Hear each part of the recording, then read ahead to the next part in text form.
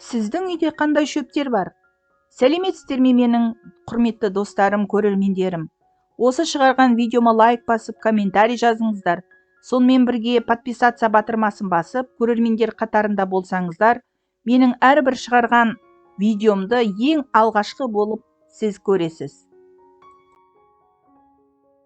Бағасы арзан, сапасы мен табиғилығы жоғары емдік шөптердің тізбесімен танысыңыздар.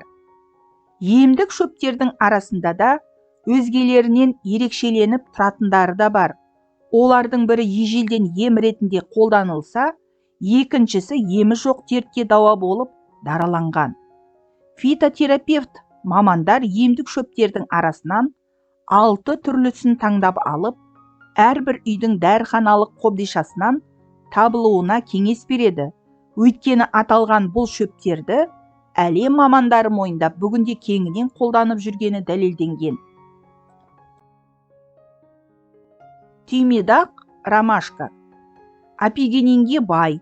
Ол стресске қарсы күреседі, әрі жүйке мен асқазан жолдарының қызметін жақсартады. Ағзаңызды қуаттандырып, ішектің жұмысын жеңілдетеді. Ол үшін күніне кем дегенде 3-4 шыны түймедақ шайын ішіңіз.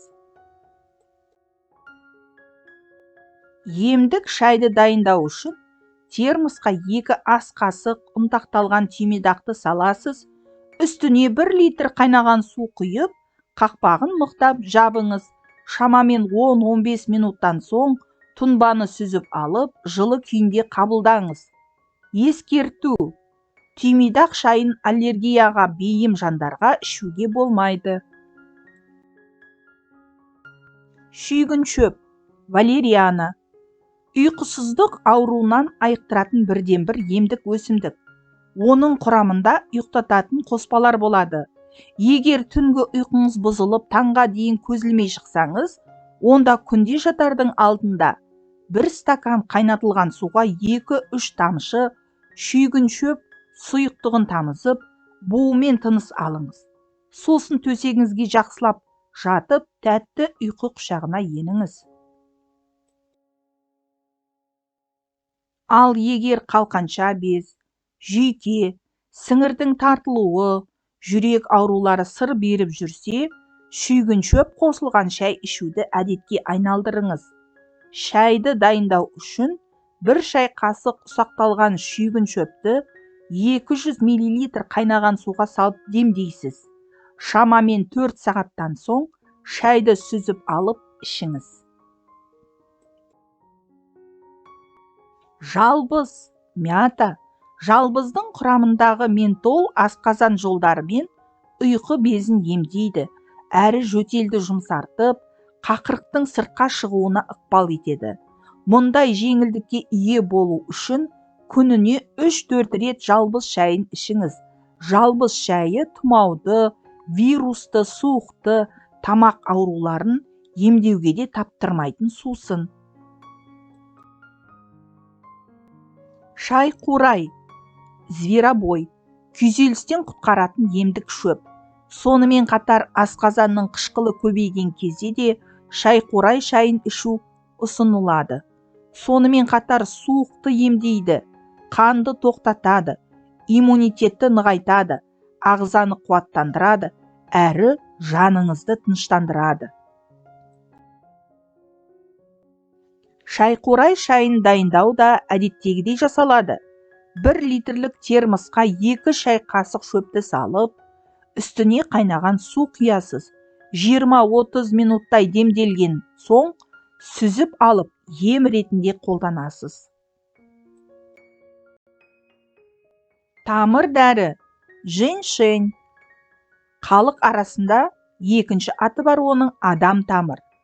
Бұл ағзаның қарсыласу күшін арттыратын өсімдік. Емдік шөпті ұзақ уақыт ауырған науқастарға, спортпен айналысатындарға, иммунитеті әлсіз, қаны аз, әлжуаз жандарға ішуге кеңес етіледі. Тамыр дәрі, адам тамыр, яғни тұнбасы денсаулықты жақсартады, әлсіздіктен арылтады, есте сақтау қабілетін арттырады. Бірақ бұл шайды таңертең ғана ішу керектігін ұмытпаңыз. Өйткені тамыр дәрі, адам тамыр, ұйқыны қашыратын қасиетке ие. Қызыл күрең, эхиноцея, суықты, тұмауды, баспаны, тыныс жолдарын емдеуге таптырмайтын шөптесін өсімдік. Тіпті иммунитетті нығайтатын, ағзаны вирус пен бактериядан қорғайтын қасиеті де дәлелденген. Сондықтан да дәрігерлер вирустық ауруларға шалдыққандарға қызыл күрең шайын ішуге кеңес береді. Өзіңізді жайсыз сезіне бастасаңыз немесе жоғарыда келтірген аурулар сыр бере бастаса, дереу қызыл күрең шөбін қайнатып ішіңіз. Қаншалықты ертерек бастасаңыз, аурудың алдын алатыныңызға сеніңіз. Емделу мерзімі 8-10 күн аралығында жүргізіледі. Назарларыңызға рахмет. Менің қазақша YouTube арнама қолдау жасап, тіркелулеріңізге болады. Сау болыңыздар, дендеріңіз сау болсын ағайын.